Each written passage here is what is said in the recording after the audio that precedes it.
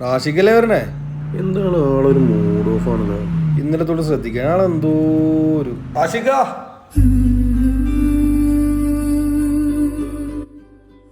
രണ്ടു മൂന്ന് പ്രാവശ്യം വിളിച്ചാൽ ഒരു മൈൻഡും ഇല്ല. അല്ല ഞാനെന്ത് ചെയ്യും? പോട്ട് അയാളെ മോങ്ങണ്ടില്ലേ, എന്തെങ്കിലും പ്രശ്നം കാണാം അയാൾക്ക്. അയാളെന്താ ഫീലിംഗിലാണെന്ന് തോന്നുന്നു.